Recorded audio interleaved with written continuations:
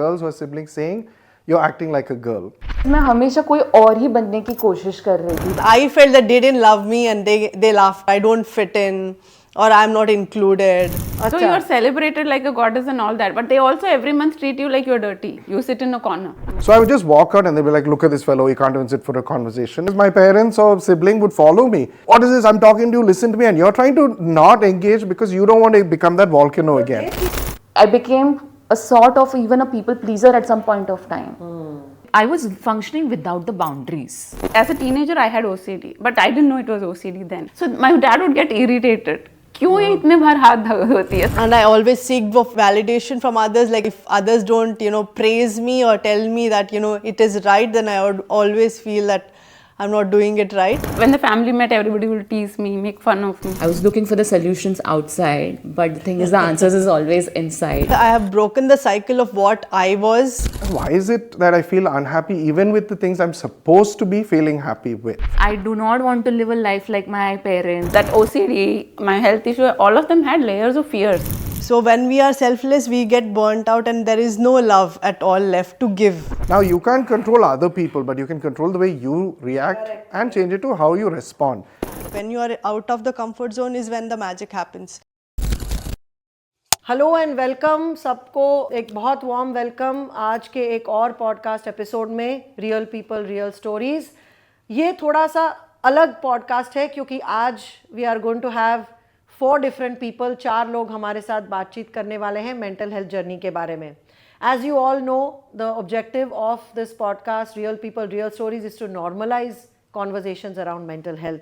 हमारा इरादा यही है कि अलग अलग फील्ड से लोग अपनी मेंटल हेल्थ जर्नी के बारे में बात करें ताकि आप लोग भी ये पॉडकास्ट सुन के अपने मेंटल हेल्थ चैलेंजेस या इमोशनल चैलेंजेस के बारे में बातचीत करो. ऐसे कोई लोग अगर आपकी लाइफ में हैं तो उनके साथ ये कॉन्वर्जेशंस नॉर्मलाइज करो ताकि इसके बारे में हमें कोई डर ना लगे या कोई फियर ऑफ जजमेंट ना हो.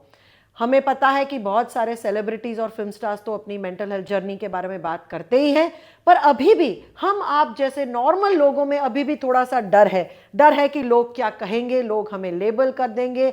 और अगर हमने कहा कि हमने कोई थेरेपी ली है या मेंटल हेल्थ जर्नी का कुछ काम किया है तो शायद लोग हमारे पे हंसेंगे. तो यही टैबू निकालने के लिए आज हमने ये पॉडकास्ट किया है. ये इंग्लिश और हिंदी दोनों में रहेगा क्योंकि हमारे कुछ मेहमान हैं जो सिर्फ इंग्लिश बोलते हैं और कुछ मेहमान हैं जो शायद थोड़ा बहुत हिंदी भी बोल लेते हैं.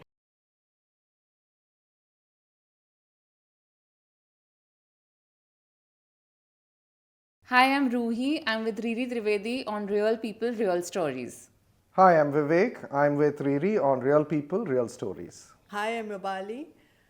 I'm with Riri Trivedi on Real People, Real Stories. Hi, I'm Kokila with Riri Trivedi on Real People, Real Stories. So welcome everybody. I would like to question each one of you one by one that how did your journey with mental health start? क्योंकि आप सबके profession अलग अलग हैं.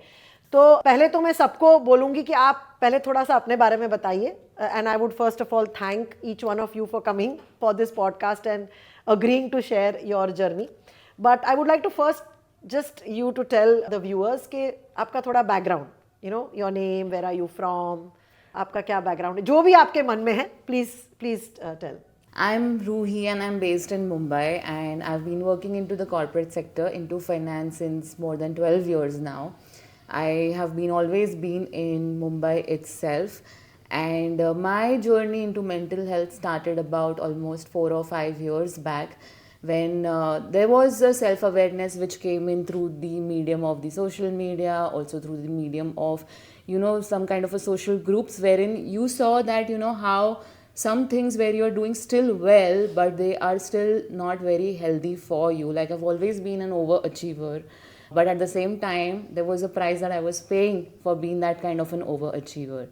So that's where the journey kind of began, when I started to look inwards, because I was looking for the solutions outside, but the thing is the answers is always inside. So the way to out is actually in. Correct. So there was some emotions that you were struggling with, or was there a particular event that pushed you towards this, or like there were a lot of belief that kind of started to come into surface into multiple events. To just give you an example, it was more like the belief system around money, that money is hard to earn. So, or there's nothing like easy money in life. So that was on the money side. Then on the personal side also, there were a lot of belief system which kind of came in that I do not want a partner, someone who's resembling in my own family. Okay. Or I do not want a relationship that I have seen between the closest person as a partners in my family. So what was happening is what I was running from was coming more closer to me. जिससे आप भाग रहे थे वही आपकी मेरे तरफ पास आ रहा था, और जितना मैं और भाग रही थी वो और नजदीक आ रहा था. तो मुझे लगा ये साइकिल कहीं ना कहीं ब्रेक करने की जरूरत है, बिकॉज ये पैटर्न बन रहा है कि जितना मैं भाग, इट्स लाइक वो शेर पीछे भागता है, आप भागो वो आपसे भी ज्यादा तेज भागेगा. सही बात है. तो एक तो बिलीफ सिस्टम्स आपने कहा कि पैसे के से रिलेटेड जो बिलीफ सिस्टम्स थी वो आपने पहचानी कि वो शायद आपको हेल्प नहीं कर रही थी. और दूसरा रिलेशनशिप का था.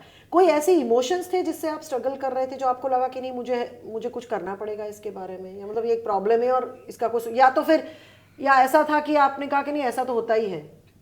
या so lot of the things बहुत नॉर्मलाइज कर लेते हैं हम. कि आपको जैसे सोसाइटल ऑब्लिगेशंस और नॉर्म्स के लिए कि इतना तो करना ही पड़ता है, ऐसा तो होता ही है.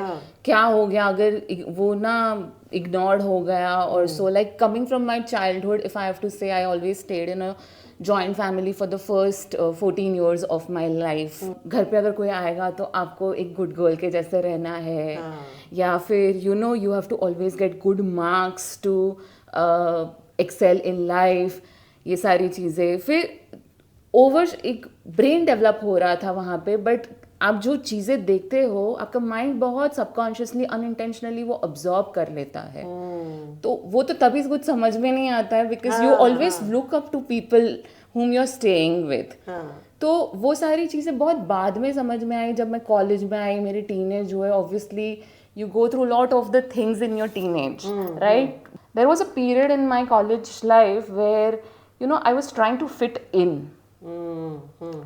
And after a point of time I did not like myself because I wasn't myself. And what did that do to you? Was it emotionally some issues? It broke my self-esteem, it broke my confidence. Because मैं हमेशा कोई और ही बनने की कोशिश कर रही थी वहाँ पे. मुझे समझ ही नहीं आ रहा था कि मैं हूँ क्या. तो वो जर्नी बाद में जब I started working and all of it, that started to affect my work, that started to affect my friendships, because I became a sort of even a people pleaser at some point of time. तो और वो होता है ना, एक norm बना दिया जाता है स्पेशली अराउंड गर्ल्स. आप अगर इनोसेंट हो तो अच्छे हो, आप अगर सबसे लाइकेबल हो तो आप अच्छे हो, you should be valued. Sacrifice को तो बड़ा ही ग्लोरीफाई कर देती है हमारी Indian society, specially for the girls, right? So that played a lot of role. And but the minute I was looking in the mirror and I didn't like myself, that's when you realized. That's when I realized. And उसके लिए बहुत सारा I think I had to take a stance over there. बहुत back and forth होता रहा वो. मैं क्योंकि कंफर्ट जोन में थी ना अपने, तो वो ब्रेक करके वहाँ पे जाके वापस से आना. What was your first interaction with or the beginning of your mental health pursuits? So basically my father is a medical doctor, he's an eye surgeon, and I have a lot of cousins who've also been in medicine and are still practicing to this day. So a lot of conversations around the dinner table will be about cases they have or references they're having. And so sometimes you would have these cases where they'd say, oh, this person is going through a tough time, so we have to find a good psychiatrist, and then they will be discussing who to refer these cases to. So, this is kind of a normalized conversation in our home. So, in that sense, I guess I was very fortunate that some of the stigma around going to a psychiatrist was normalized, and that, okay, going to a psychiatrist is like if you have fever, you take paracetamol. If you have some mental disturbances and chemical imbalances in the brain, then go to a psychiatrist. What's there? But it's one thing to say this from the outside and quite something else to experience it with oneself. So many years later, I'd gone through a life event by which, divorce, death, etc., that sort of a thing. And I found that part of who I was not who I was projecting myself to be. So one of the things is because, you have a family of doctors and we also had a family business, there's a kind of expectation that you will be similar to your elders, similar to your ancestors. Your family brand ke bare mein, like you'll have that brand manual inside of you. Correct. So, I would in fact jokingly with my sister-in-law say, oh, you mean my marketing self? So there were two selves. Like one is the one that your family, to fit into that family mold that was created by that generation, whatever the family business or whatever. And then the other was you. Absolutely. And the interesting part of this is you actually buy into it willingly. It's not that someone necessarily thrusts this idea because you want to belong. So you're saying, oh wow, I'm also like this. These are my values. Our family shares these values, etc. But over time, we are individuals, and as we blossom, our individual traits come out. Correct. And then the gap started widening. So when this life event took place, I found myself like questioning everything about the ecosystem I was in. Why is it that I feel unhappy even with the things I'm supposed to be feeling happy with? So this is where the gap So started widening. emotionally, this at some point this caught up, and then you were not in a good emotional space. What were the main emotions you dealt with in that period when you were not okay? So one was, just questioning what is the meaning of life. How is it that all the things that gave me joy until now don't give me joy anymore? Okay. So that was a big question for me. And it showed that actually perhaps what I thought was giving me joy was not really giving me joy, but it was giving me acceptance, validation. So you can get validated by your family, and it's like saying your family will love you. So the assumption is that support and love are the same. But you can love somebody but not quite support what they need. Right. Or you can support somebody without quite loving them. Right. So this difference was something that kind of came up when I had to do this introspection to see where would I find my happiness So you now. didn't go to a psychiatrist immediately? So You eventually did? I did. Okay. And that Because you is said where... that was a normal conversation. Because it was a normalized conversation. But when the time came for me to actually think perhaps I need professional help, there was this whole... The other parts of the memory started coming back, which is when they would say, we need to refer somebody to a psychiatrist, everybody would be like, oh, he has to go to a psychiatrist. Poor thing. As if something major had happened and you were not, you were like half a human being. So, okay, he has to go to a psychiatrist, but that means for the rest of your life now you're being colored as somebody who's not capable, somebody who's not a normal person. So when that moment came for me, I was like, no, then this is where you kind of go into secrecy mode, like, no, how do I go seek therapy without other people knowing? So imagine you have to help yourself, but you're still thinking about what 100 other people who never meet you are going to talk about you, which is imaginary. And especially if you came from a family of doctors, then it would also be like they would know you, or the correct. The so there was no doctors doctor. would know your So there would be parents or no whatever. place I could go to without this information eventually leaking. Correct. But fortunately, my father and our mother were very progressive, so they had actually asked other doctors for a good psychiatrist as per the peer reviews within the medical community. And so I started seeking help, and that's how Your journey journey started. And what the psychiatrist and that area gave me was a kind of balance and a space to explore what you want without the history and baggage of other relationships.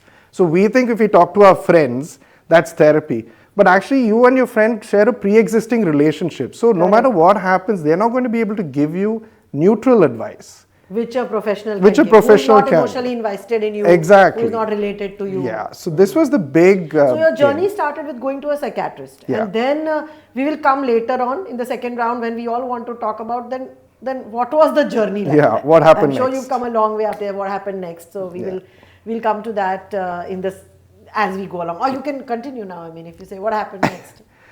So what happened next was I was going through my therapy journey, and one of the things that he encouraged me to do was to embark on a learning journey, because then the mind engages with something new rather than festering on what the problems were. So your psychiatrist was somebody who said that, okay, you don't need just medications, but besides that, over and above that, you also do some other things. Yeah, he wanted me to engage with life. So he's like, what are the things that will excite you? What can you do that's new?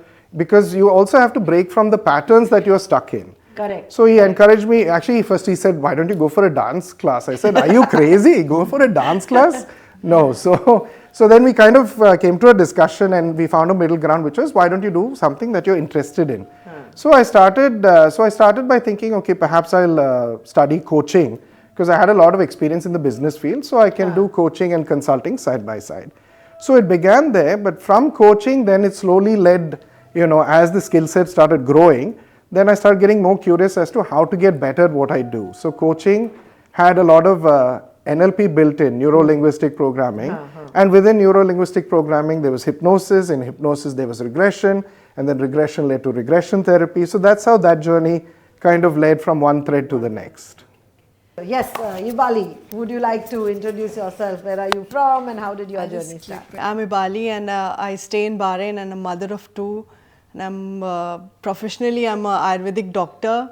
Well, but I have not practiced it. So I've been staying in Bahrain after I finished my education. So my journey into this started off when I thought that the parenting what I'm doing is I'm not getting what I actually want. My connection with my son is somewhere not, I'm losing the connection what I have with him. So I thought I need some more tools to find out, and I came across your videos wherein I felt that, I can learn more from this, and then I started the journey of parenting. So your entry into this whole mental health domain started with parenting. The idea of that I need to be a better parent, wherein then it became like I need to heal myself to be a better parent. So when you started, you were not aware of this, that yes, you need to heal no, yourself. Yeah, you were just. I was if you can share, what were the parenting challenges you were dealing with? I would get angry very often, or else sometimes the sound of my son calling me often also would be like, oh, I can't stand the so voice. You would be what? Like you would be anxious, or you would be irritated, or irritated and angry. Okay. And that's when you felt there's something. Yeah, and then I also felt that because sometimes they would laugh at me, then I would take it more in personally, how can he laugh at me, like he being my son. So So you felt easily offended and triggered. Yeah. Would you use the word triggered? Like you got triggered by his behavior. Yes, of course. The trigger word also I came across after I joined. Okay. So I never before your parenting challenges, you never felt that consciously that you had any emotional issues or anything you had to work on? No. I always knew that I'm overly sensitive and I can cry on any ground anywhere. But I feel I'm much more balanced and grounded now. This whole word sensitive, ये बहुत sensitive बच्चा है. This child is very sensitive. It is looked up as a weakness actually, and maybe because people don't understand that sensitive means easily triggered, and it is good to be sensitive actually, but not good to be sensitive to a point where you feel that there's something wrong with me. True. Right? Yes. So when people say my bacha is sensitive, can you help me? I'm like, हाँ अच्छा है. If my child is very emotional. Another word that is loosely used is emotional. मेरा बच्चा बहुत emotional है. कुछ करो.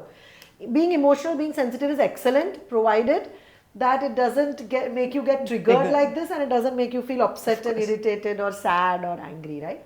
So that's how this whole thing started for you. Okay, yes. Wonderful. How old are your kids, by the way? My elder son is 15 and the younger one is 9. Yeah. So teenager, yes. teen and pre-teen. Yeah. Okay. Yeah, so I'm Kokila and I'm from Tamil Nadu, right now in Coimbatore. And my journey actually started long back when we were in the US and I was unwell actually. My health issues were there. So I started exploring about my health issues, how do I improve and all that. And that's when we actually started exploring into eco-friendly living, sustainable living and all those things. So what kind of health issues, if you can say, if you're okay to Yeah. I had digestive issues, menstrual issues and all of that. So that's when I started exploring for myself. I didn't want to go the regular pill and potion and all that for lifelong. I was not a believer in that. So we shifted to India, we shifted to an organic farm. So you shifted to India for your health issues? Yes. Oh, wow. Yes. So that you was were the working primary. there, right? In the US? I had quit by then because I was taking care of my children. I was with IT, then I wanted to be a homeschooling parent. So I quit and I was homeschooling my children and all that. But my health was not good. So we decided to come back to India. We were exploring options, Ayurveda, homeopathy, you name it, all of that. And each of them gave me some relief, but it was not the thing, completely resolved or anything. That's when I kept on, searching. That was how we moved to a farm, we did sustainable living, so many other things. But as you do that, you start reflecting, it becomes a very self-reflective journey. Where is this actually starting from? Is it only the food? Is it only what I put on myself? There's something deeper. So that's when I also started learning yoga. So your journey started with first trying to fix your physical health, for which you went into organic food, organic lifestyle, healthy lifestyle in nature, then you did yoga, Ayurveda, all of that. Yes. And that helped you in Definitely, small- definitely, because that's when I started reflecting on myself. It's not like externally I keep blaming things. What is that? So yoga actually, that's where my inner work started. A lot of reflection happened, and I realized like a lot of my things, like as a teenager I had OCD, but I didn't know it was OCD then. I started developing it when I was 13 or 14. My family, like I don't come from a family which you would say is violent.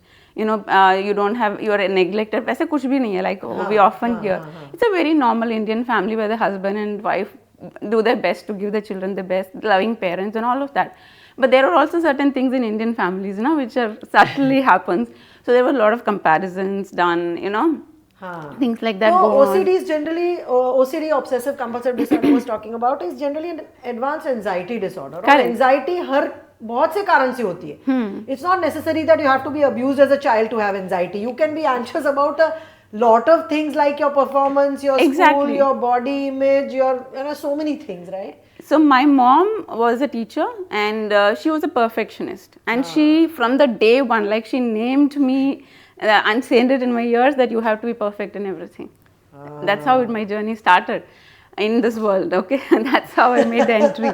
So I Perfect carried child, that. wonderful. Yes, I carried that burden for so long. So that anxiety was like a built-in part of me. I couldn't separate my identity from that anxiety.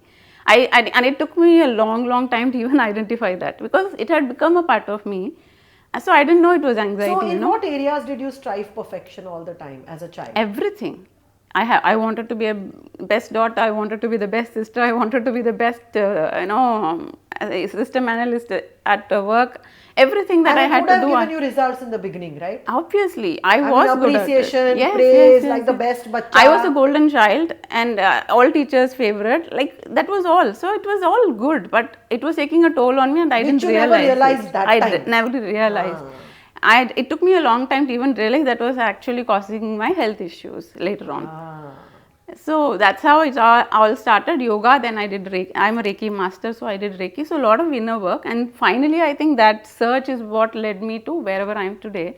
But I'm grateful for the journey, in the sense whatever I am today, this is what has shaped me, that search for who am I truly, and what is that I'm here for. That was the calling I was going for, and that's how my you journey your- started. So, yeah, it's amazing because even my journey with mental health started. I had a very strong corporate. I mean, I was in the corporate life, and काम करना है, ये करना है, suit पहन के office जाना है, that kind of stuff. When I was still in Japan, I had nothing to do with wellness or mental health at that time. But again, in my own case, and I'm sharing here because we are all here to share our own mental health journeys.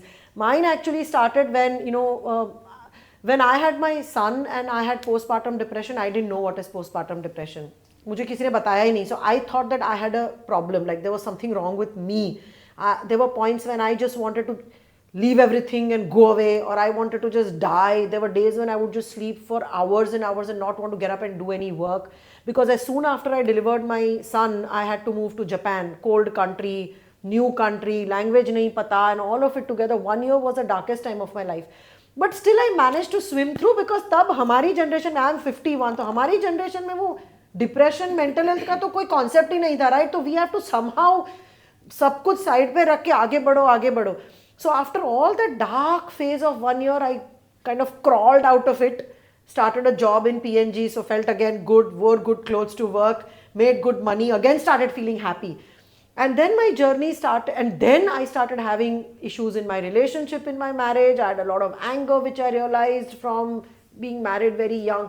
So it is my relationship issues with my husband, and then my own issues with myself, that led me to this whole mental health journey. And it's amazing that, for me, it was not like, again, like you said, I didn't have a childhood trauma. My parents actually never slapped me or hit me in their entire life.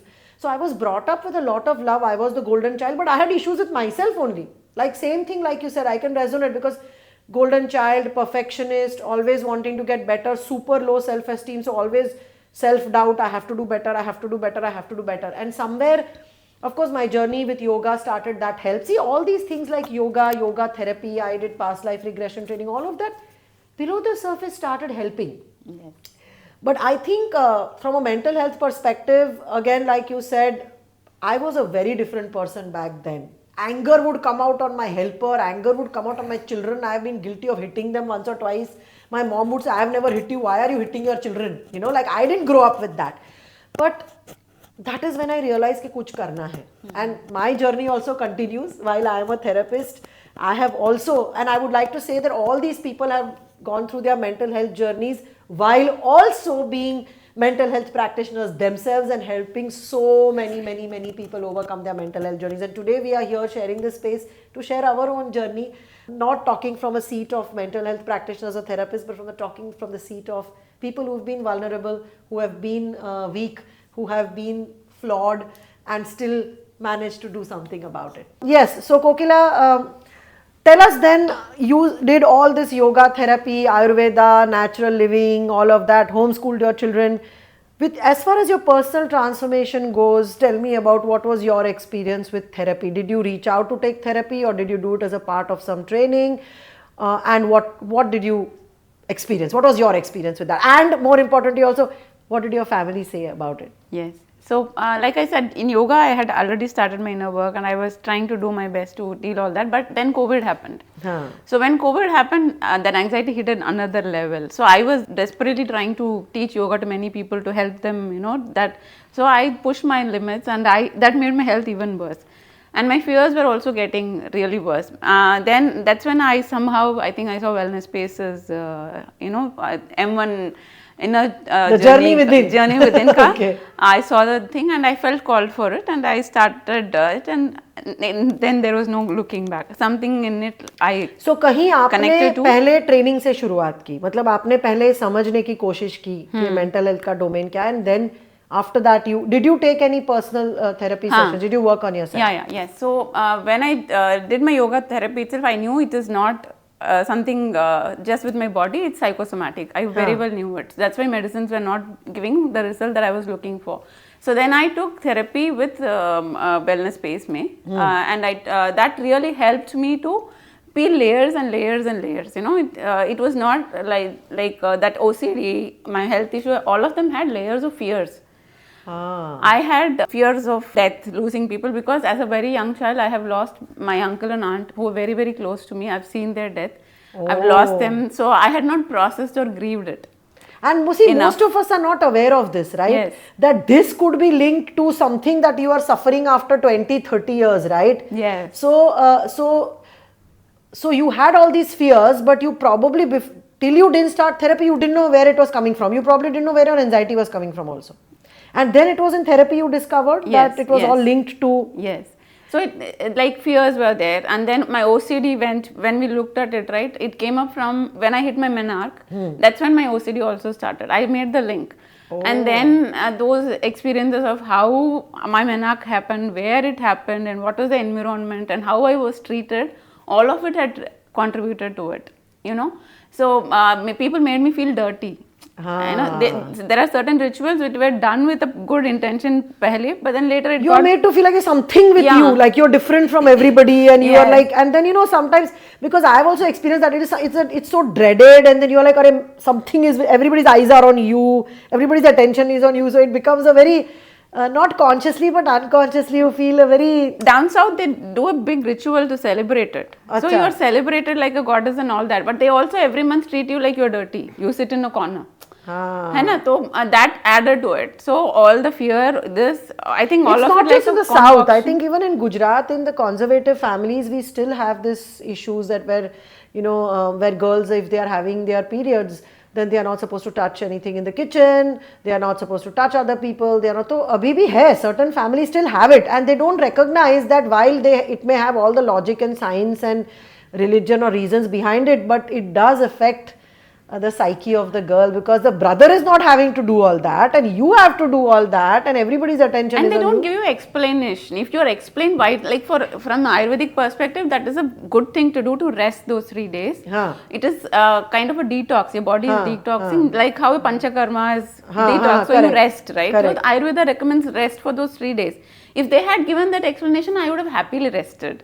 I would have felt dirty. But you may have felt shame or you may have felt something wrong. What was the emotions as a child? Now when you look back. Yeah, it was like they made me feel ashamed of being a girl. They made me feel I'm dirty, untouchable those 3 days, kind of things, right? So that somehow in that developing brain, cognitively it had got connected somewhere. I felt dirty. So I would keep washing my hands 1,000 times a day. I had no clue why I was doing it. Several times I would wash my hands. And my parents did not understand it. Of course, they didn't have the time to know the science behind why I was doing what I was doing. So my dad would get irritated. क्यों ये इतने बार हाथ धोती है? So they were all at me, seeing me as a weird person. I was not supported. They didn't know to support me also. उनको लगेगा ये पागल हो रही है क्यों इतनी बार हाथ धो रही है? And I became a center of joke के जैसे. When the family met, everybody will tease me, make fun of me. So further reinforcement. Furthering, yeah. So that then I started, distancing myself from all that. Oh. So that is how it all happened. So later, I think it all just magnify हो जाता है as you grow up, without any. So when I got that consciousness that all this is not really my fault, and I started working on it, I decided I have to be the cycle breaker for this family, because this was a pattern that was coming. I observed. Let it be the perfectionism or the OCD also. I saw it was in little quantities in my mother and some people also. So it is not like I'm the one at fault. You were just carrying forward the pattern. Yeah, to figure out that I am not faulty itself was a big relief. That was the thing. And then I decided I have to break this cycle. I don't want to pass it to my children, not to my nieces. I don't have a daughter, so my sister has a daughter. I didn't want her to suffer, so I decided this nonsense has to stop with me. That's it. I'll do anything. So and in your therapy sessions, what particularly you felt help? Like any particular modality, any particular technique that you felt like was really good for you, memorable? I think my most powerful was inner child healing. Inner child work Yes, for you. inner child worked for me best. Of course, there were a couple of past life regressions also related to it, but I somehow felt the inner child healing was the most powerful for me in this particular So, to what extent did some of these problems get resolved? Like your hand washing, do you still wash it? No, I don't do it. Now I don't do it. Because I must say, a lot of people write to me. They have OCDs like hand washing, locking so many times, especially cleaning the floors so many times. And unfortunately, a lot of them are medicated. Like they go to psychiatrist and then psychiatrist will just medicate them. But I'm not sure if medication can help with OCD, right? And in your case, when you found out the root cause, how did it stop? Like you consciously stopped or it just... even now, ma'am, there is always a confusion, like am I doing it right or am I doing... Like I have to, my mind constantly checks how many times are other people's washing hand, am I washing it lesser? There will be always something analyzing hota hai. But now I know that what I'm doing is right. Like when I'm dirty, I wash my hands, that's it. I'm not washing 1,000 times. So this is normal. This has to be maintained. This is, that brain was so confused to even figure out that this is normal, this needs to be done and this is not wrong. वो सब analyze करके to come to the normal state took me some time. How did your husband, children, parents, उनका क्या reaction था जब पता चला कि आप भी कुछ mental health में help ले रहे हो या कुछ कर रहे हो? Like my parents, I think they didn't bother so much. They were not involved, but they thought I'm in yoga, I'm doing something. So they only saw it that way. But my husband knows. He has seen the transformation in me. Like what I was a year before and what I am today, I can't recognize that person myself. Wow, definitely. That's amazing. Because that I was so fearful, afraid of so many things, to even try anything. Will this impact my health? Even to eat food was full of like fear. Almost like being paranoid about things. If I eat this, will it increase my pitta? If I eat this, will it increase my vata? I got into that. They had put me into that kind of a thing. So then I decided one day, like if I am feeding food as full of fear only, this is only going to increase my fear. So I'm going to stop that. And I took a call and I said I'm going to eat everything and let me see if it impacts my health any ways. And I saw it did not impact either way. So I started eating food because I am a foodie. I love exploring different cuisines, food and all that. So step by step, I broke each of the layers. And this was all your own figuring out, or were you told by your therapist that this is the problem and how this is how you fix it? No, the food thing I figured it for myself. That was my own. But this fear, that grief that I had not processed, and then taking me back to that menarche events and healing that inner child, all that was done in the therapy session, and that really gave me a breakthrough, I would say. Okay, Yeah. Wonderful wonderful. आपने जब therapy journey शुरू की, आपने जब sessions लिए अपने लिए, तो उसमें से आपका क्या ट्रांसफॉर्मेशन देखा आपने, आपका क्या अनुभव था थेरेपी लेने का? जैसे किसी ने बोला कि हमने दवाई से शुरू की, किसी ने बोला हमने योगा थेरेपी किया और फिर आयुर्वेदा और फिर एक वर्कशॉप अटेंड किया और फिर उसके बाद वो थेरेपी में। आपका क्या अनुभव था उसमें? क्या हो रहा था जब मैंने थेरेपी स्टार्ट की, I was already very successful in my career, but मैं हमेशा गोल सेट करती थी, अचीव करती थी और दूसरे गोल पे चली जाती थी. I was not celebrating it, but even though I was achieving it and I was appreciated by people around me, मुझे खुशी नहीं मिल रही थी. I was not happy. मैं कुछ और ही ढूंढ रही थी. मेरा काम मुझे खुशी नहीं दे रहा था, in spite of it giving me money, in spite of it giving me that kind of a reputation, everything. तो मैं वो सोचने लगी कि हो क्या रहा है, मुझे खुशी क्यों नहीं मिल रही है. And on a personal side ये हो रहा था कि you know, there were some role reversals which were happening because I came from a middle class family से मैं आई, बहुत young age में responsibilities मेरे ऊपर आ गए. तो ऐसा हुआ कि I am filling the financial needs, emotional needs of the people in my family. तो यहाँ पे बाहर मैं एक अलग रेपुटेशन बिल्ड कर रही हूँ, बट घर पे भी मैं कुछ एक अलग ही मेरा रेपुटेशन हो रहा है. आपको प्रेशर लग रहा होगा. तो वो प्रेशर हो गया एक अचीवर, ओवर अचीवर, हर चीज में करने के लिए, हर चीज में परफेक्ट चीजें लाने के लिए. और क्या हो रहा था कि लोग आपको बोलते नहीं ये तो बहुत अच्छा कर रही है, इससे पूछो, ये तो बहुत अच्छा कर रही है. तो वो थोड़ा थोड़ा आपको फीड इन भी करता है, एप्रिसिएशन मिलता है. हाँ, तो आप उसको और करने लगते हो, और करने लगते हो. तो वो मेरे लिए एक हो रहा कि मैं दौड़ती जा रही हूँ और मुझे पता ही नहीं मैं कहाँ दौड़ रही हूँ. Like I am in a blind, हाँ, कंप्लीटली इन अ ब्लाइंड हो रहा था. तो लेकिन सब लोग खुश थे, लेकिन मैं खुश नहीं थी, इन स्पाइट ऑफ इतनी तारीफ होने के बावजूद. तो और ये होने लगा कि फिर मुझे ये रियलाइज हुआ when I came into therapy and all of those things कि मैं सबकी नीड्स प्रोवाइड कर रही हूँ, जबकि वो नीड्स एक्चुअली मेरी अनफुलफिल्ड रही है इन माय ओन चाइल्डहुड. जब सो मीन्स जो आपकी जरूरत थी जो नहीं पूरी हुई थी, अभी वो आप दूसरों में देख के वो दूसरों की जरूरतें पूरी करने लगी थी. वही, चाहे उनकी वो है कि नहीं वो पता नहीं. हाँ, तो मुझे लगता था कि जैसे कि फॉर एग्जांपल बचपन में लाइक आई सेड कि मैं जॉइंट फैमिली में रही हूँ, सो मेरी मम्मी हमेशा बिजी रही with her responsibilities and all.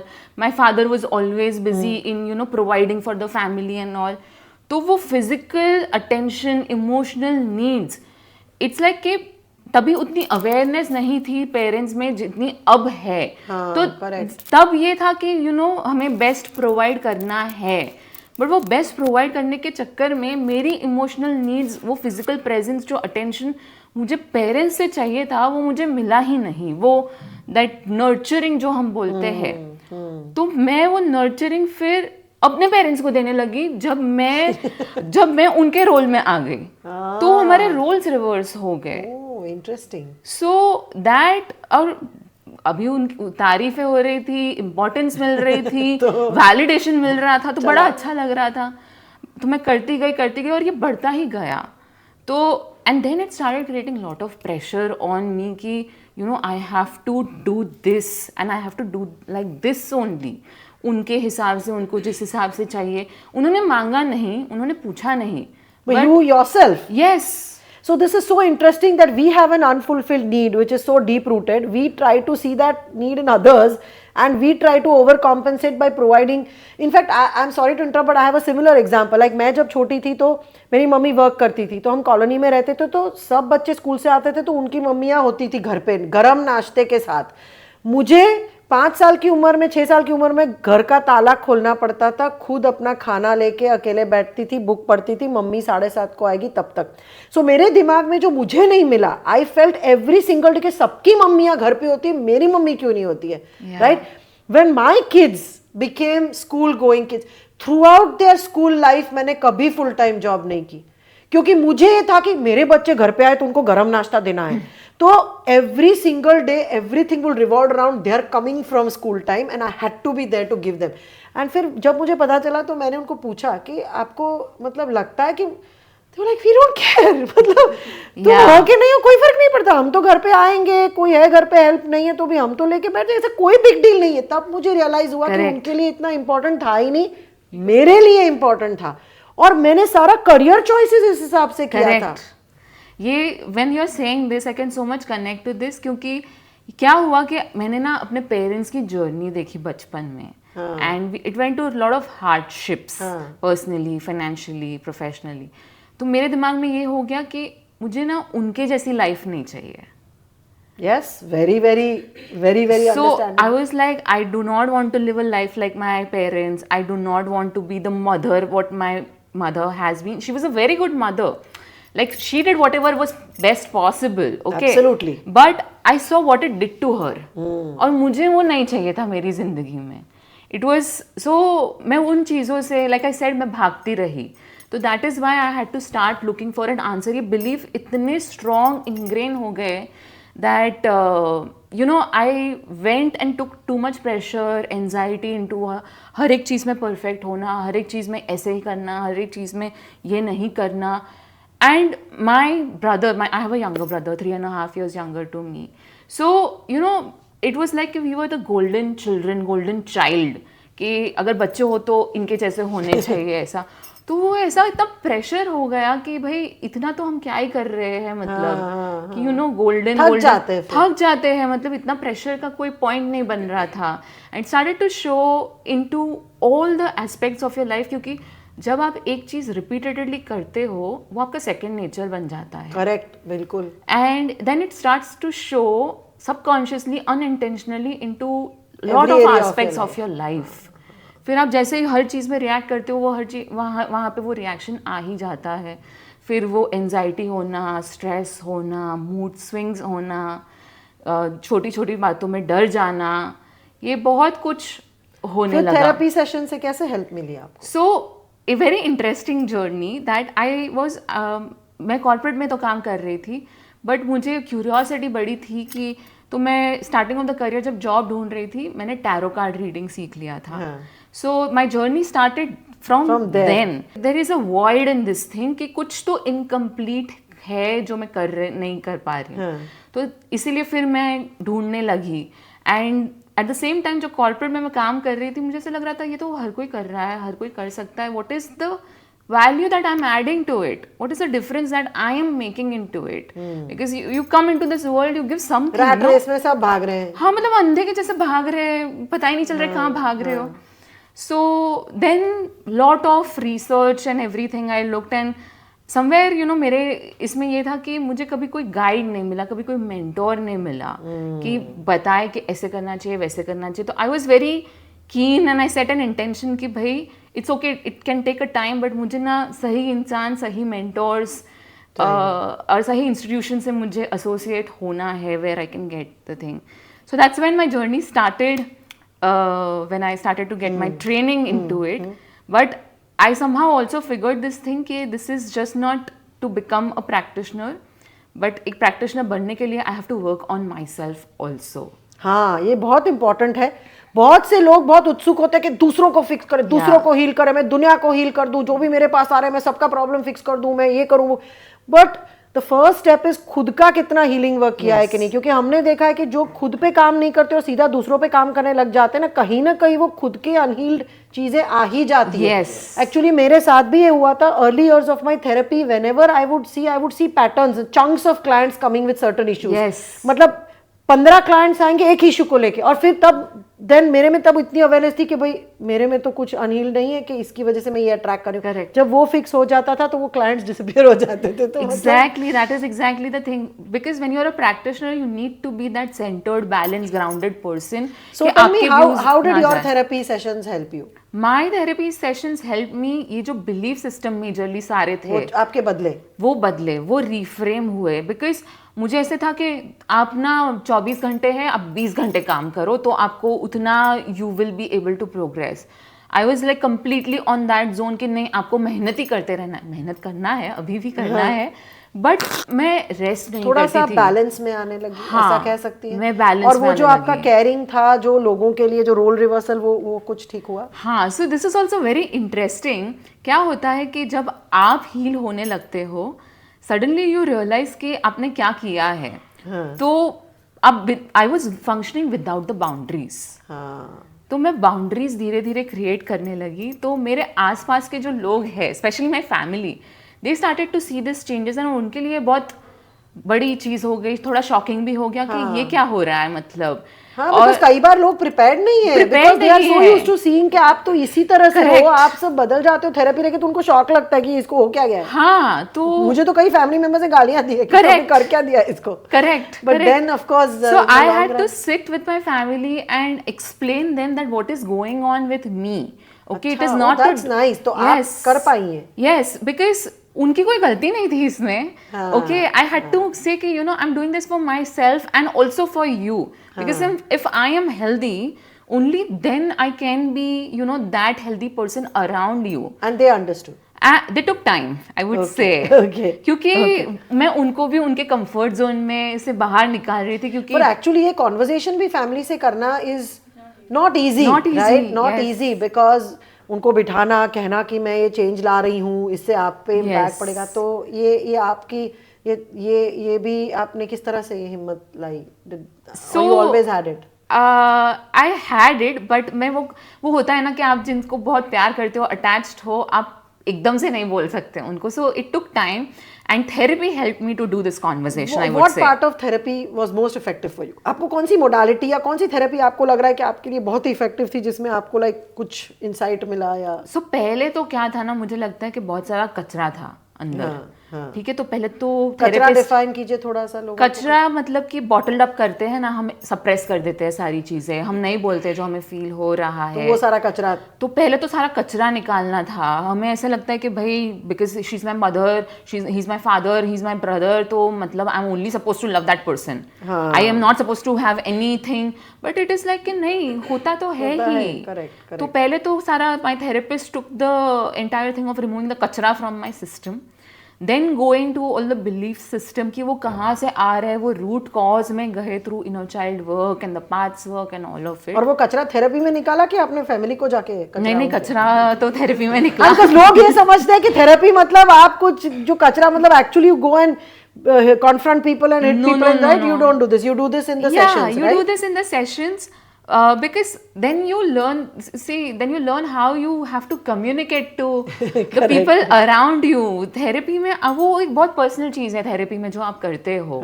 तो वहाँ पे सारे बहुत बिलीफ सिस्टम रिफ्रेम हुए, आई वुड से. एंड मुझे भी, मेरे लिए भी बहुत ज़्यादा वाव मोमेंट्स हो गए थे कि oh my God, I was doing this but it was not healthy for me more than anybody else in my life.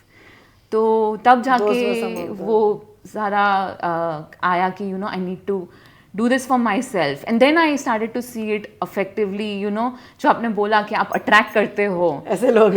हाँ, तो ऐसे लोग मुझे समझ में आने लगा कि क्यों मुझे मेरे जॉब में इतनी प्रॉब्लम्स हो रही है, why I am attracting such kind of people. तो आपकी वर्क लाइफ में भी इसका फर्क दिखा? बहुत फर्क दिखा.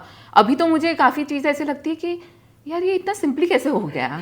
अच्छा, क्योंकि पहले इट वाज लाइक कि इंटरव्यू कॉल नहीं आ रहे हैं, और सो अभी ऐसे हो रहा है. कोविड में I got a job offers, जहाँ पे लोगों की जॉब जा रही थी, वाज गेटिंग जॉब ऑफर्स. तो ऐसा क्यों हुआ? आपका क्या इसमें समझ है? मेरा समझ ये है कि I was blocking lot of things. जैसे मैंने आपको शुरुआत में बोला कि it is hard to earn money, it is hard to get. तो आपकी जो बिलीफ सिस्टम्स है वो एक ब्लॉक क्रिएट कर रही थी, और वो ब्लॉक अनकॉन्शियसली शायद यूनिवर्स सेंस कर रहा था. तो आपको वो जो भेज भी रहा है आप शायद पहचान नहीं पाते थे, आपकी तरफ, आपके तक पहुंचता ही नहीं था. बिकॉज क्या हो रहा था, मैं कर सेम चीजें रही थी, लेकिन मैं कर रही थी एक डर के. एनर्जी बहुत अलग थी.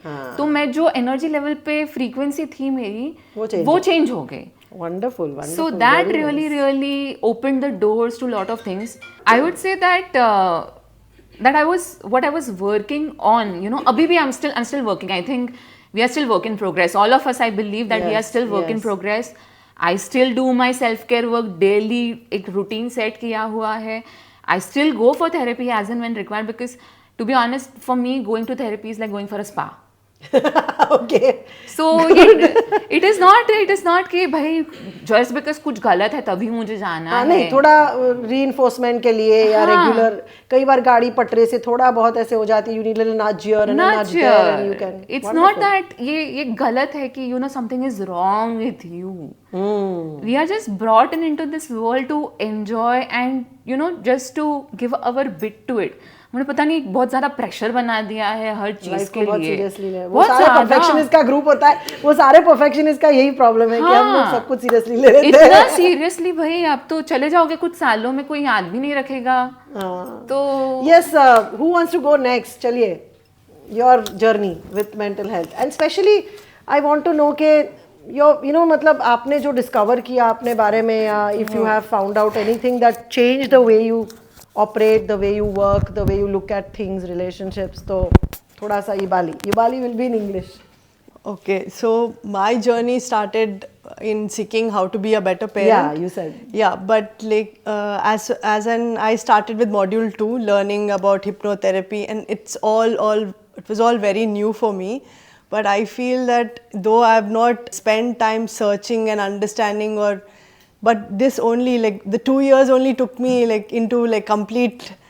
Everybody around me tells me that you know they see a evolved version of me. Even my relatives tell me that they see a evolved version of me. So what word they use? Do they say you are evolved, or do they see some definitive changes in they your? See like they find it very comfortable to speak to me. They like to listen to me, and they feel they are blessed to have me sort of around. This was not the before. पहले नहीं था ऐसा. पहले I think I mean they were not literally telling me anything like that, but now they voice out to me like you know. What about your immediate family, husband, बच्चों ने क्या reaction दिया? That I think I still have to explore that. But my parents, I mean like it's a very different thing that I can see that my parents are listening to me, so they sit and listen. Okay, I keep talking, otherwise it would be they are talking and then I'm listening. Okay. So now they so did the training help, or did also the personal work that you did helped you in your journey? I think both. The training also has helped me a lot. And as and when I started training, I also started understanding that I need to have something called me time. And I started working out also, and I have a consistent routine. And it all started together. Like my M2 journey started together with that. Me working out started together, and I have a coach whom I follow, and then like I work out early in the morning at 4:30. So that has been my routine since my journey of wellness started. So but did that help? So you said you started this journey to become a better parent. Yeah. Where are you on that journey today? There I feel rather I have broken the cycle of what I was following, that I was following what my parents like what my mother especially like was driven into marks, oriented into discipline or being obedient. So the tag of being obedient, I feel you were the obedient kid. Yeah, I feel and I always seek validation from others, like if others don't you know praise me or tell me that you know it is right, then I would always feel that I'm not doing it right. Then so all that you changed as a parent? No, I think I stopped seeking for that praise from out there, and I'm sort of satisfied in, or I'm confident in what I am doing. Okay. And I don't seek others or wait others praise to now. Otherwise it was always that I used to wait for others to tell me. If others would not say, then I would feel that you know might be I'm not right, or I'm not on the track on where I'm supposed to be. You said something, that there were two things you said specifically that pushed you to. One is that you used to get very irritated or flustered at your kids and their behavior if they would say the same thing again. And the other thing you said was they would tease you and you would not be able to take it. How are those two areas after you took the tease thing, that actually I explored during my therapy session, wherein I didn't till that time I didn't understand that it was not their fault, and it was me who was looking out for that. And they laughing at instances, it's like they can laugh. I mean, whenever there's you can just have fun with your parent, right? Correct. But I was getting offended with that, and that I explored completely in my therapy session with my therapist, wherein it was all inside me, and I was feeling that low confidence and low self-esteem. So their behavior was just triggering. Yeah. The already existing low belief, confident and that belief that I'm not good enough, or I don't fit in, or I'm not included. तो बच्चे बन रहे थे, हाँ. but their behavior was triggering me, and I felt that they didn't love me, and they laughed. And all that changed after your session? No, I can, like, if they make fun of me, I'm like, okay, I'm like, I can take it like a joke. Oh, wonderful. So you laugh with them now. Okay, that's good. And I don't take it personally, and then I feel the building connection rather than shouting and rather than pinpointing their mistakes. I feel now for me more important is to see that I build a connection and I continue have that connection with my son. Have your kids given a feedback? Like, do they feel that you've changed, or they've not? No, they obviously feel that I've changed, but somewhere wherein I'm building a very different connection with the younger son, the elder one feels that I'm not that strict enough to my younger one. And I've sort of forgotten the parenting I've done for him. And he feels that though I have a lot of guilt and regret on I might have burnt out some areas of him, like overdone, but he feels as it's okay. Yeah. When parents come to us and they say they are struggling with their children or children have issues, and the first thing we always say is work on yourselves. When we heal ourselves, usually our parenting journey always gets better. So, Yibali, what has been your personal experience on this? Like, you came for parenting help, and then you did work on yourself. Yeah. And then, so did you consciously work on parenting, or you worked on yourself and you saw that it helped your parenting journey? Like, what was I've your also experience? taken parenting workshops, but I feel helping me, healing me, and going into deeper or understanding that what beliefs I had, all that has helped eventually. Otherwise, even if I would shout, then I would also cry eventually. So it would be like, either my son is crying or if I'm crying. So is he happy? No. So my question is that, has it helped you in your relationship with your husband, or does he see this as positive, or does he still have why are you doing this? Or what's the point of taking therapy sessions? Do you really need parenting? I think that mindset is still there, that they don't see this as quite important, or this is like, because what I feel is that how they have been brought up is everything they took very easily, and then they understood what their parents need, and then he is the provider at his place, and he is the caregiver, and he wants to be that. So to each one his own. Yeah. Obviously you can't, your objective of healing yourself is not so that you go and fix everybody in your life who don't even think they need to be fixed, right? So obviously, I was just curious that did he see any change? Like, what was his feedback on your parenting style? Is he okay with the new parenting style you have taken up, or no? I don't feel he's completely okay with me not being that strict mother. Then actually, being strict and raising obedient kids is such an integral part of Indian parenting. Like, whether we respect our kids or not is a different story, but kids have to respect us. Kids have to be obedient. I've got this comment from my parents as well, especially on why are you not, or why are you not that strict enough? They don't feel that I'm not that strict enough to my younger one. Actually, it's glorified. If you're a strict parent, your children are obedient, your children are scared of you. It's supposed to be like a medal of pride that, see, look at my kids. They can't open their mouth in front of me. It's considered to be a... What do you feel about that, Vivek? In our culture, it is, parents are like, it's taken as a matter of pride that, oh, my children are scared of me, my children obey me, they give me respect. मेरे आगे मुंह खोल के बात नहीं कर सकते मेरे बच्चे, and that is being a good parent. But if your child in front of you argues, or if your child in front of you says, I don't agree with you, I have a different point of view, they'll say, oh my God, what a lousy parent you are, look the kid you've raised. A very Indian conditioning. What is your thought on this? Well, as a child who was raised within that generation, it was almost like a ground rule that you will not talk back to your parents, especially in public. So what happens, I feel, is like we're a population of pressure cookers, just waiting for all of this to grow. And what would end up happening is that, okay, family is there, and we're in India, we have a lot of relatives coming and going and staying, and joint family and all of that.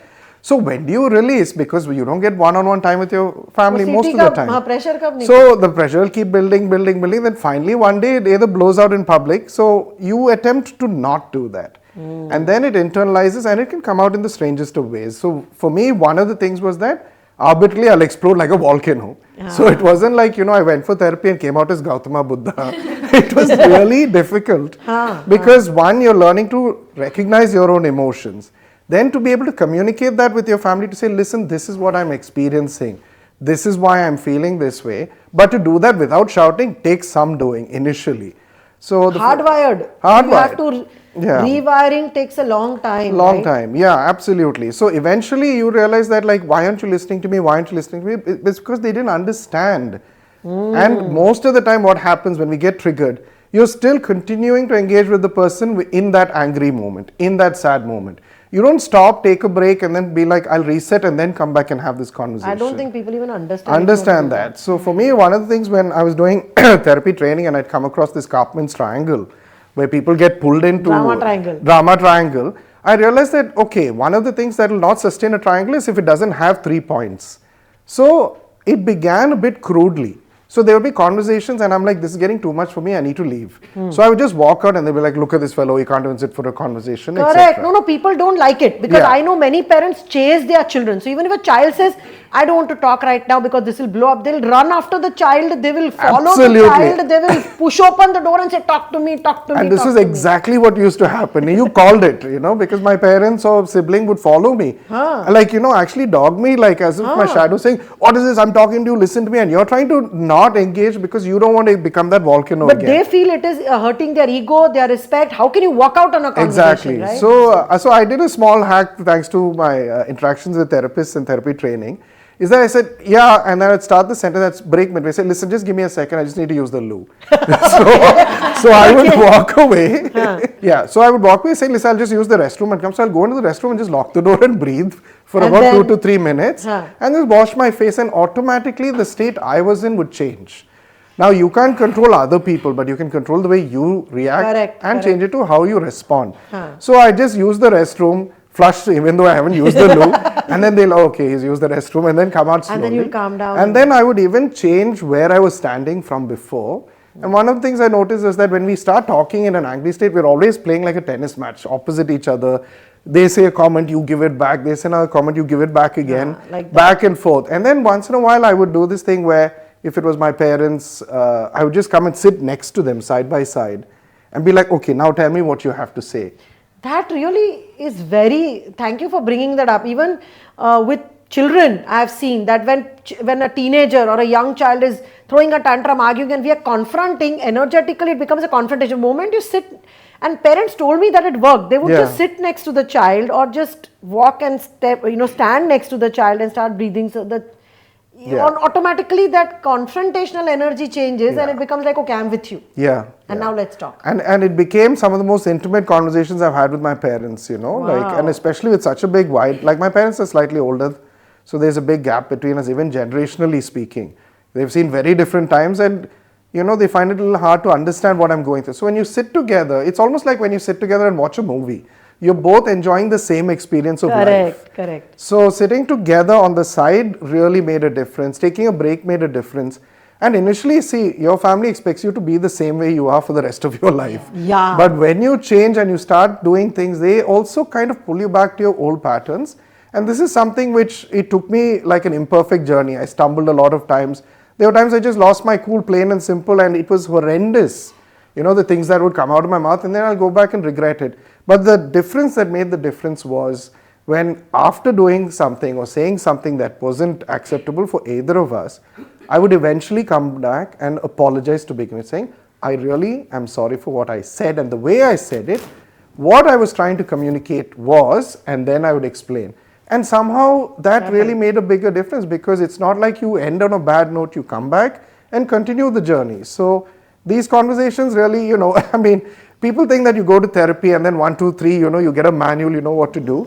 But sometimes you come back and you bumble about life and you find these small things that work for you. Correct. And this made the difference. Every for my therapy family. journey is unique. That's why, in fact, we are having these conversations, because I want to hear from people who have taken therapy, how was their journey. And hopefully, by listening to all of their journeys, something might click, something might work for you, something might give you an idea, about your own journey. So Vivek, you said in the earlier conversation you started with some medicines, and then what made you, then of course I presume you took other modalities and worked on yourself and all.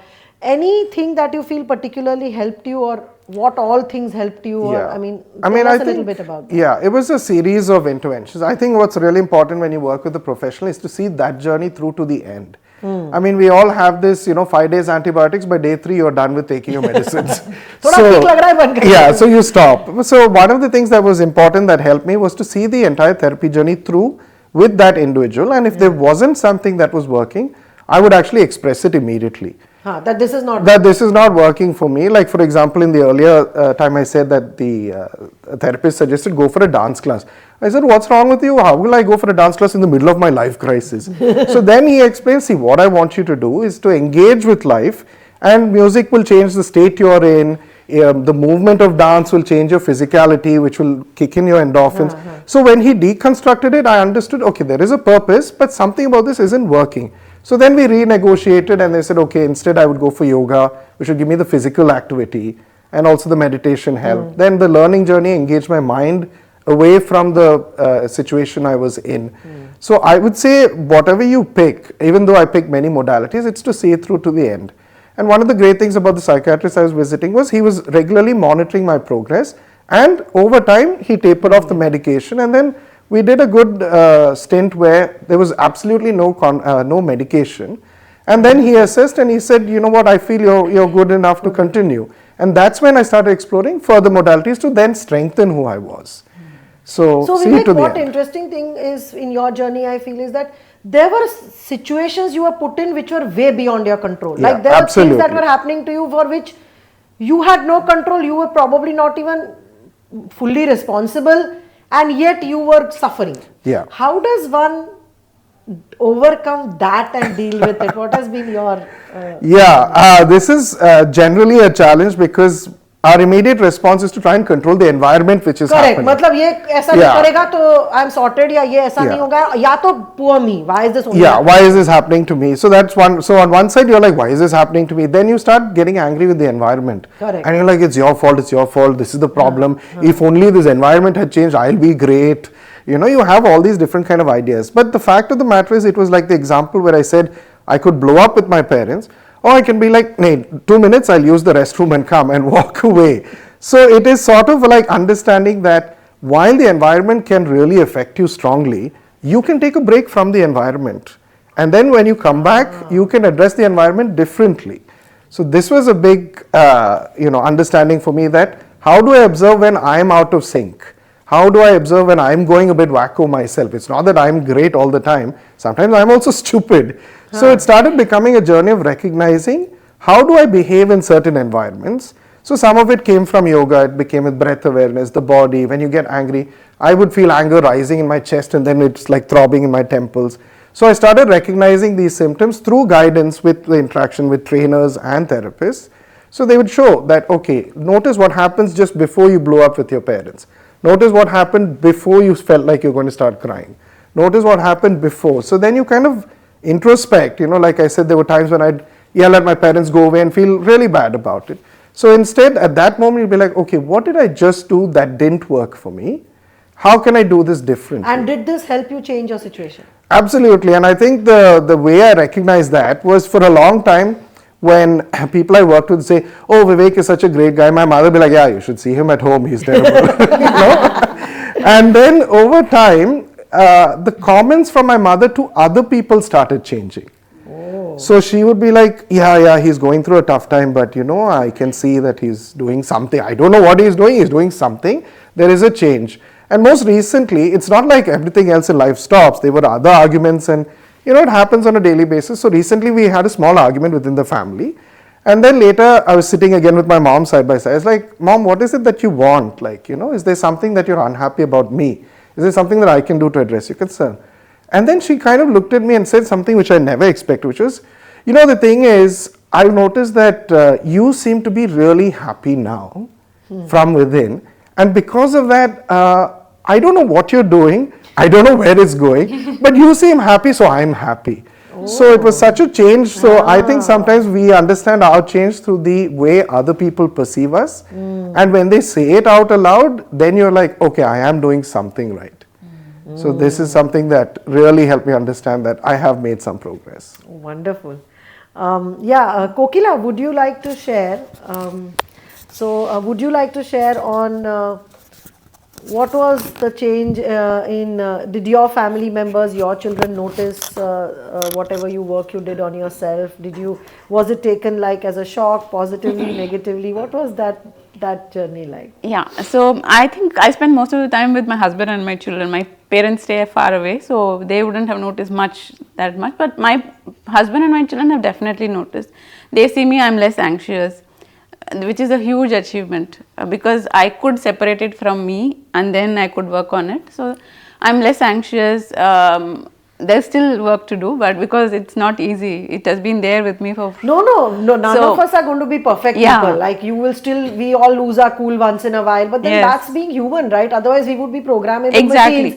ये machine का program डाल दो और machine बन गया, ऐसा तो नहीं है. Yes. But as long as we are, I think 80% functional. Exactly. Like I can be a human, so I don't want to be perfect either. Like that's what exactly I'm trying to run away from. So it's okay. Like if I'm anxious 20% of the time, 80% of the time, I'm okay. That is perfectly okay with me.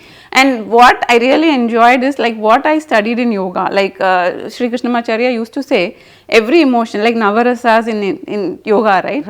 Every emotion is valid. उसमें अच्छा बुरा कुछ नहीं है, like nothing is bad or good. सारे emotions अपनी जगह पे सही है. Yes, and he used to say every human should process the emotion. If you're feeling angry right now, you feel angry, you completely process, you come out of it, and then that anger should not affect you. That is when you have cleared it. Like if you think of that incident again, you shouldn't feel the charge again. That is how emotions should be processed by humans according to him. So I had always had it theoretically in mind. How is that he is talking about? Because anyway, that mama of mine who irritated me someday, even if I think of the incident now, I feel angry for him. How is that? So in therapy, I found out how I can do that. So that was the biggest gift I got from therapy. Like I now know practically how I can do what Krishnamacharya said. Like though breath, asana is also a way. That's how I used to do it. But therapy was another powerful tool which helped me show that I should not go to bed with that emotion and wake up with it the next day. Wonderful, wonderful. Would you like to now share with our viewers, okay, so you are also a therapist in this whole journey of healing themselves. Each of these individuals in their own way are also helping other people with mental health challenges.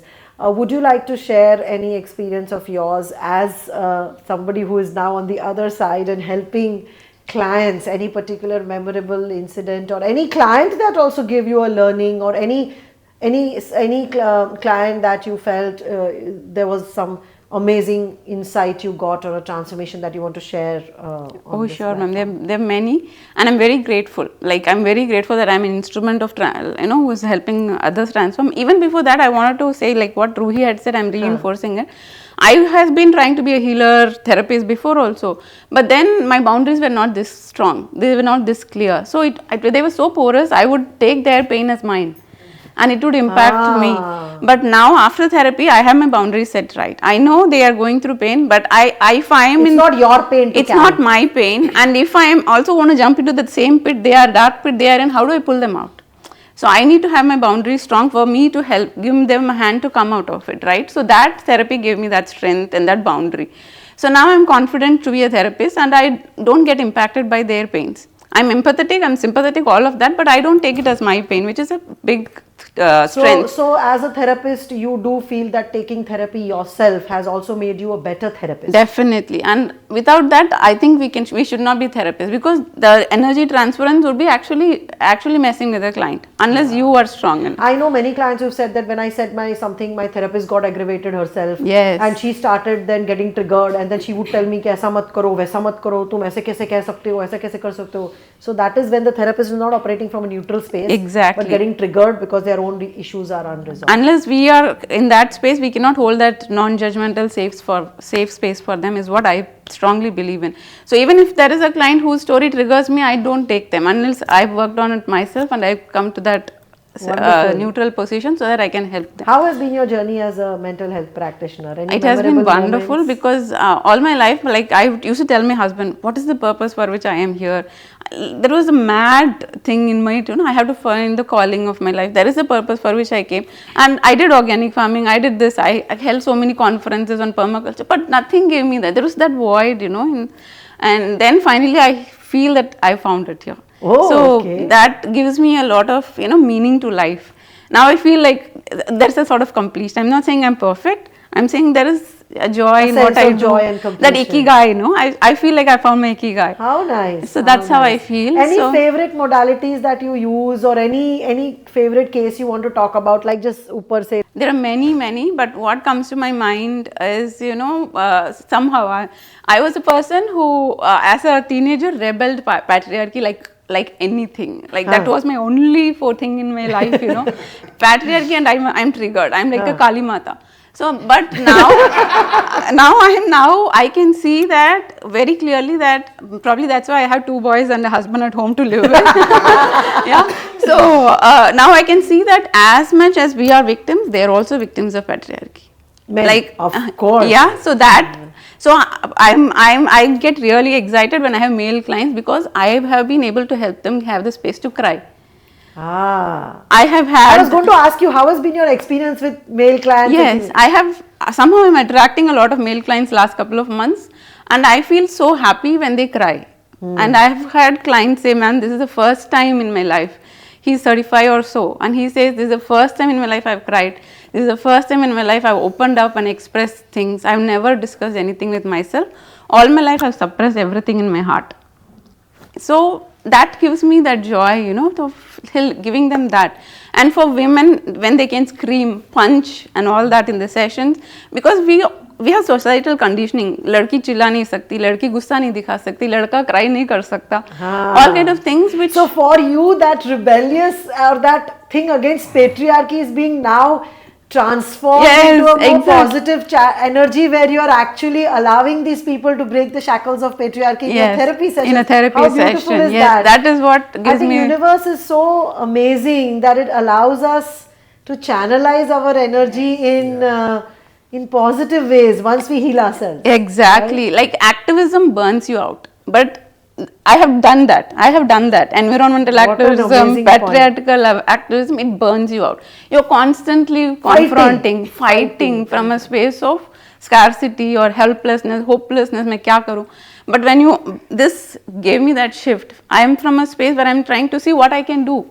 Correct. Not just fight and question. Not fight. See, I feel a lot of activists need help, honestly, because activism also is somewhere where they are showing a lot of anger and rebelliousness and just fighting, but very seldom do these activists actually want to sit and solve it. Activism has now been reduced to just, venting out and just confronting, right? But this is, I feel, a more positive form of activism where you're actually changing those wheels or levers at a... Exactly. Like I said, whatever I read before theoretically makes sense to me practically now. Like when Gandhiji said, be the change you want to see in the world.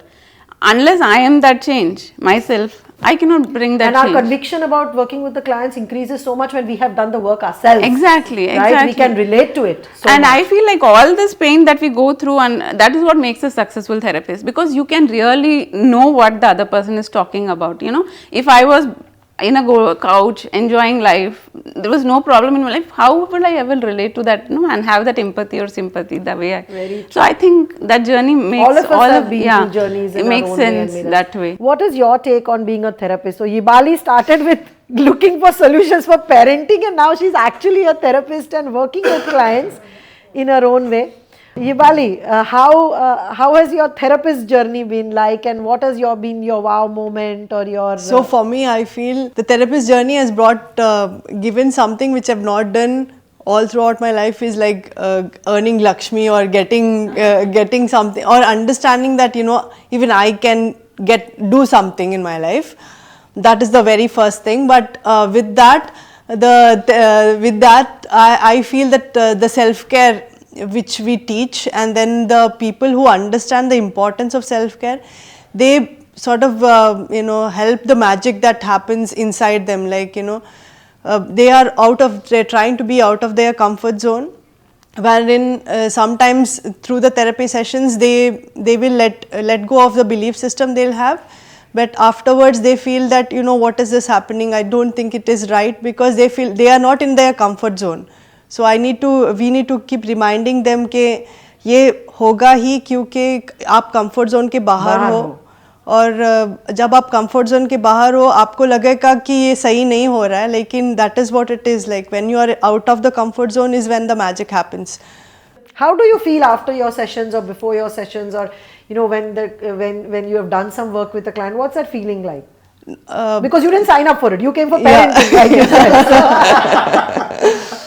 Yeah, no, I feel it's completely magical when we see the growth of the clients, when we see that something what we show them or we are just guiding them through is helping them magically in letting go of the belief system that they have and increase their well-being. Or when they say that I can relax, or I can let go of that, or they can hug their parents, wherein they couldn't even talk to them, or they couldn't even interact with them previously, but after the therapy sessions they can interact and have a gesture of hugging with their parents, and then even speaking of something about abuse that they've gone through, which they've kept it all inside, and then now they have a space to just voice out, and there is someone to listen to them. They feel that they are heard.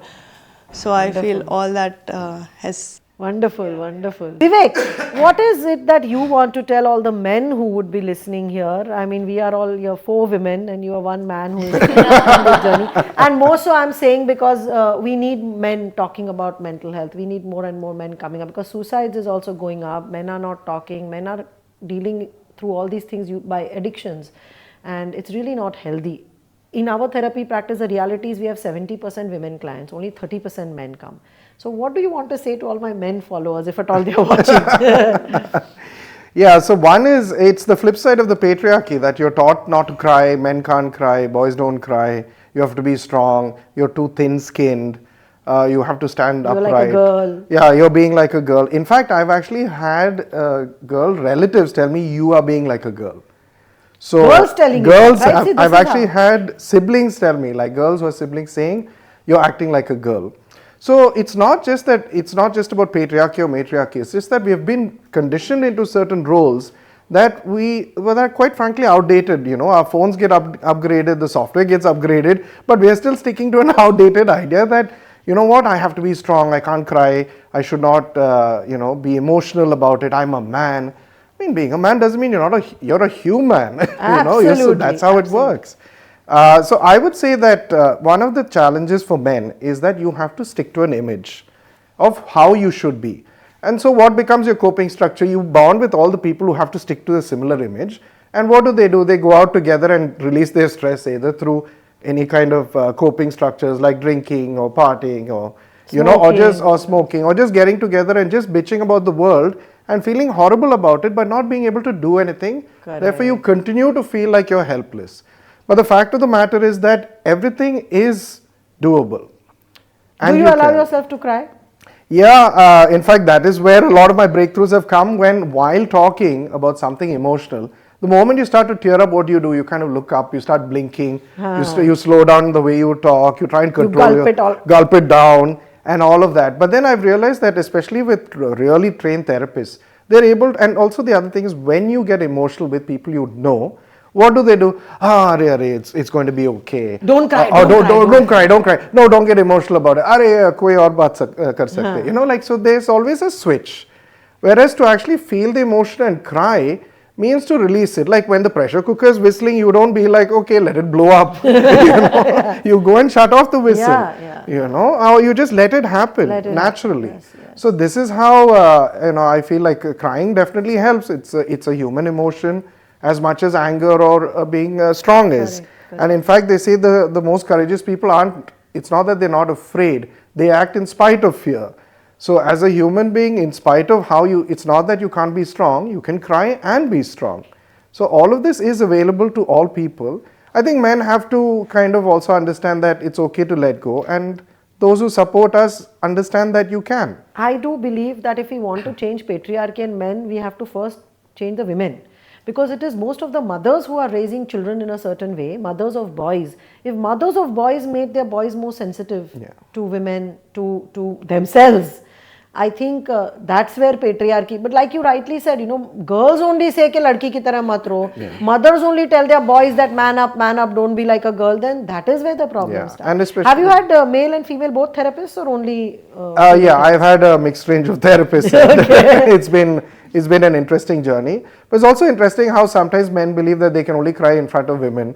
But then the women are like, men shouldn't cry. So then what does a man do at the end of the day? So this is a bit of a dichotomy going on, like it's like a dog chasing its tail. So I feel like definitely, intimate partners in families, for wives to look at their husbands and allow them to cry in their privacy deepens the relationship a lot more. But then sometimes they have unrealistic expectations that my husband is a man's man, and or sometimes women also have the complaint that my husband should cry and he doesn't cry, but that guy doesn't want to be so. I mean, both ways. Both ways, it works the other way around too. So somewhere, I think there was even a famous movie that says "Boys don't cry." Yeah. So I think that phrase itself needs to kind of be revised in a big way. And one of the things to do is that when you have a safe space within a therapeutic setting, this really helps people to finally first get in touch with the emotions we've been suppressing. How has the response been in your social circles and friends when you say that you're taking therapy or taking sessions? Do they laugh at you, or do they show concern about you, or are they curious? What's the amongst the men? So the interesting part about this is that I started my therapeutic journey before COVID. And during that time, they were like, oh, you're going to a therapist, and then you can almost see like they don't want to make eye contact with you. And something post-COVID snapped, because a lot of people were forced to confront all the emotions that they were suppressing by running away to work. So when they had to live with themselves and their emotions, they started realizing that, something about my life is not okay. And I can't talk to the person I'm locked up with, I need to talk to somebody else. So Zoom therapy really helped a lot of people change their perspective on mental health. And I've noticed ever since COVID and post-COVID, and I was fortunate to start my training just on the cusp of COVID. So post the opening up after the lockdown, so now people are very open to talk about it, and they're like, okay, do you have a therapist? I have a good therapist number, which is shocking. You're finding that in your circles? So I would say actually one of the positive effects of this entire experience we've experienced as a world is that now people are freely sharing therapy resources. And of course, social media is now multiplying that effect, and people are willing to say, okay, you know what, this is not something I need to discuss with my friends or my family, I need a neutral objective. So I find that do you feel this is still limited to a certain class of people, or it is across? What are your thoughts? I think there is some, I think there is some limitations, because we are like fish in a tank. So if everybody else in the tank is sharing the opinion that therapy is weak or men shouldn't cry, then you're going to be stuck there for a while. So unless the frog jumps out of that old well and goes into a new well, there is a challenge. Because I do feel that in certain strata of the society, this is becoming normalized, but still in a certain strata, it is not, right? Whether we are talking rural, urban, we are talking certain educational background, we are talking certain economical background, there are differences there, and I think we have a long way to go, right? As a mental health practitioner, आपका experience कैसा रहा?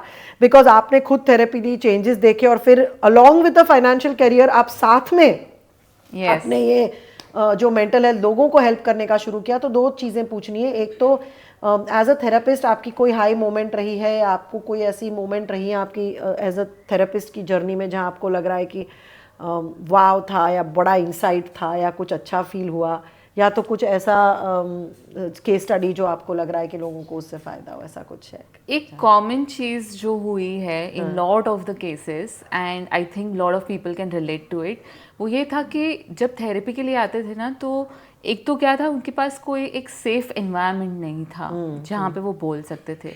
तो mostly वो victim, okay, तो वो, मैं ये नहीं बोल रही कि उनके साथ कभी गलत नहीं हुआ, बट वो विक्टिमाइजेशन बहुत ज़्यादा बढ़ गया था कि बिकॉज मेरे पेरेंट्स ने ये किया तो ये हुआ मेरे साथ, मेरा हस्बैंड ऐसा है तो that is why my situation is like this, मेरे बच्चे मेरा नहीं सुनते हैं या मुझे इल ट्रीट करते हैं, डिसरिस्पेक्ट करते हैं, so that is why I am like this, इसलिए मुझे गुस्सा आता है, इसलिए मेरे मूड स्विंग्स है, ये है वो है.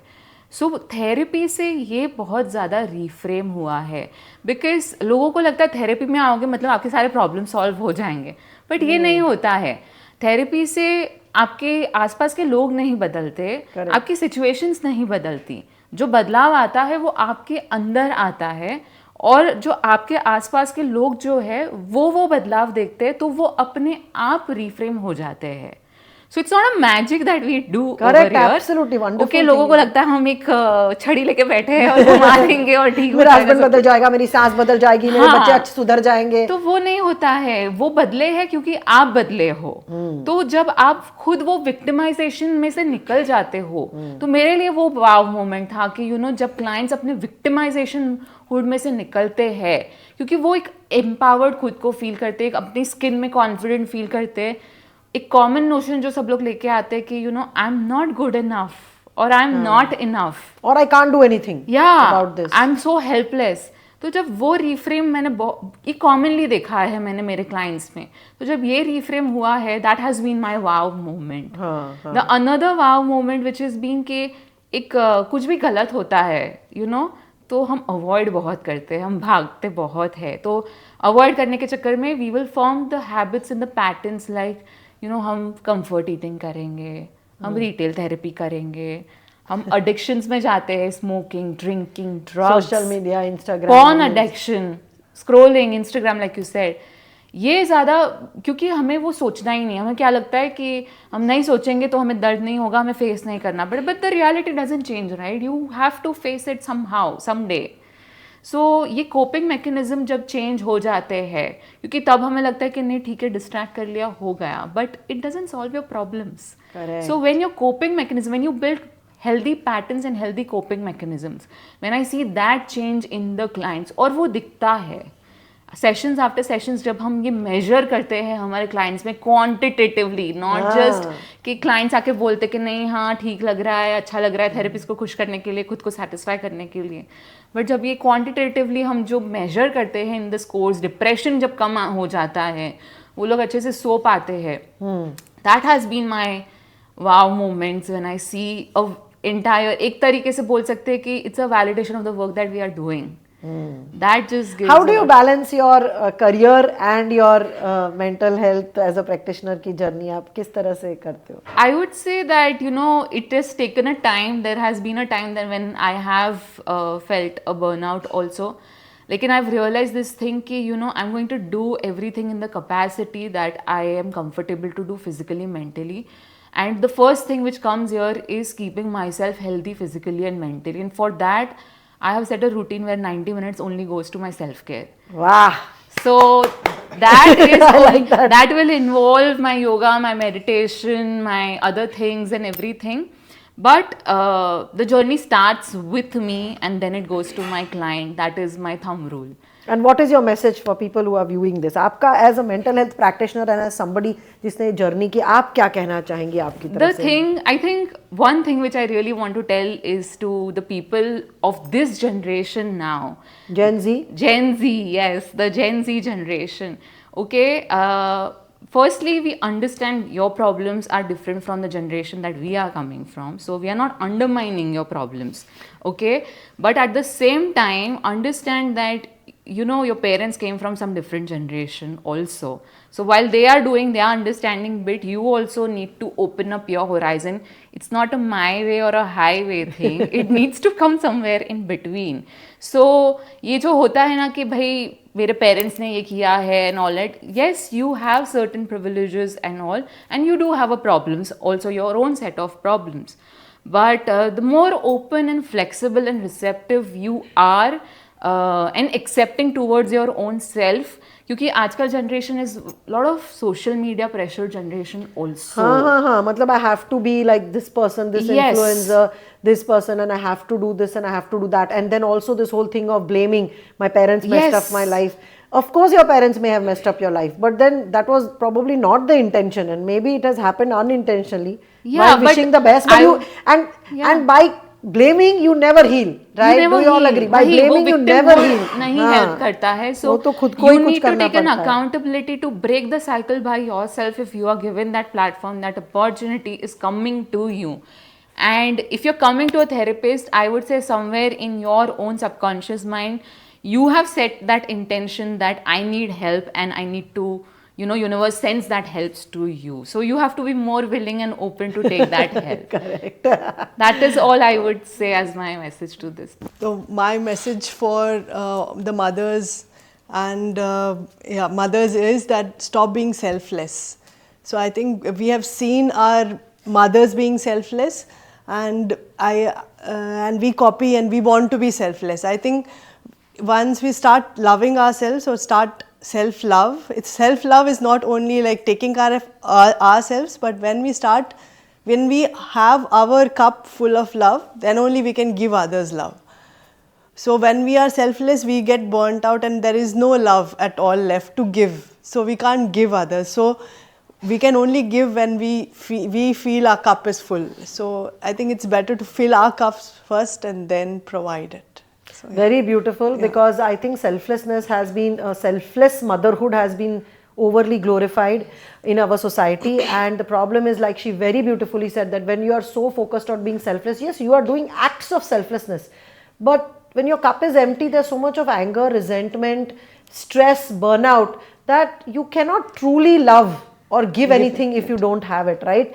But the simple little things that you do for yourself that makes you happy, if you are happy, then you can pass the happiness. But otherwise you are just doing things. And I was in this trap too. Like, we watch so many movies where mothers are doing घिसोड़ for, मतलब पूरी जिंदगी घिसा दी बच्चों के लिए, तो फिर उनके इतने गुण गाते हैं. So you wake up in the morning thinking all the things you want to do for everybody, but you are never conditioned to think, what are these 1 hour I'm going to do for myself.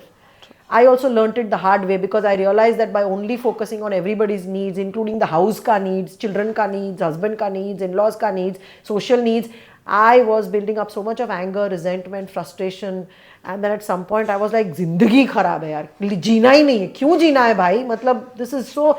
And after doing so much for others, you still don't feel loved, you don't feel, because you are still looking for that amount of validation and appreciation, and it will not come. It may come, it may not come, right? So you are like in a zero, because they never asked for us to do it. We do overly. And then you hear कि हमने कहाँ बोला था करने के लिए, हमने थोड़ी बोला था ये करो.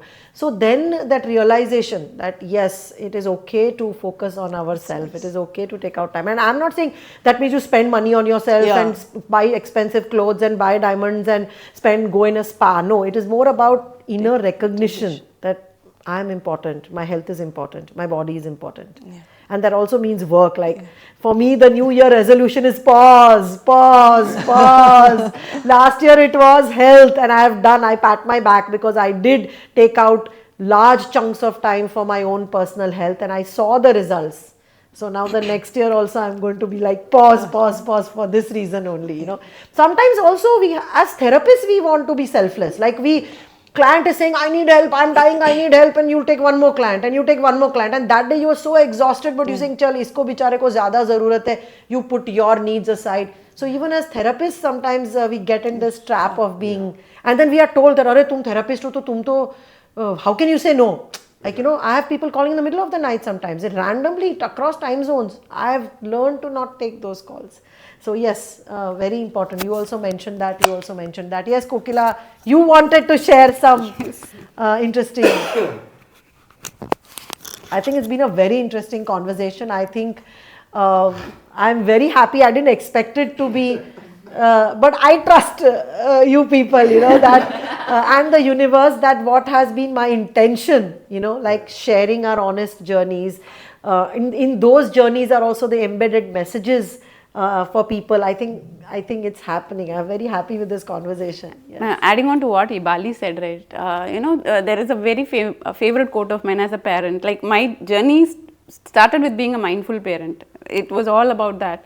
So then, don't be worried that your children are not listening to you, but be aware they're always watching you.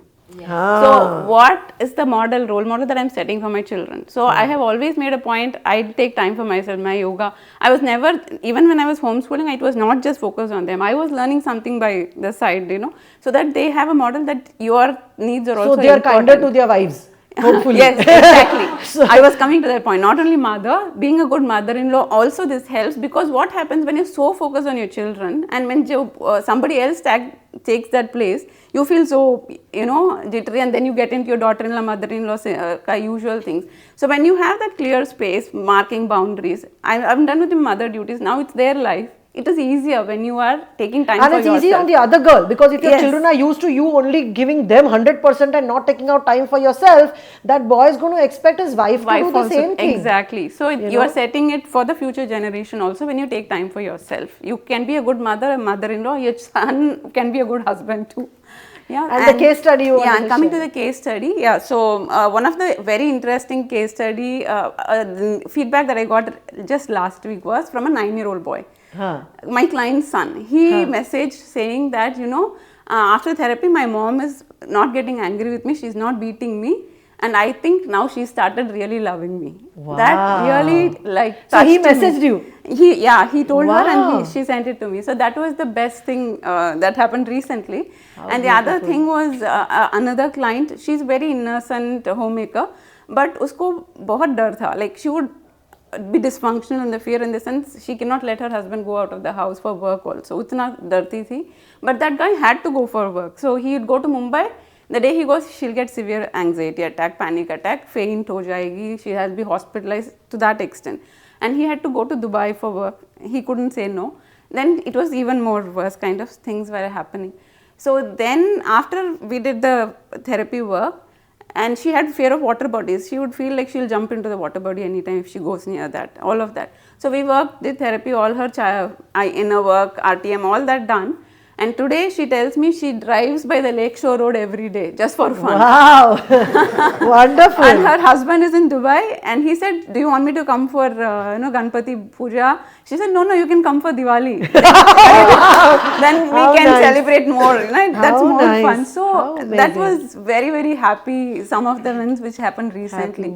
So that's what, people need not suffer thinking there is no solution and sharing it only for that purpose, No, absolutely. We are doing this, we are sharing this so that if even if somebody is listening or you know of somebody, who has these issues, know that where there is a will and where there's a right resource and approach, it can be solvable.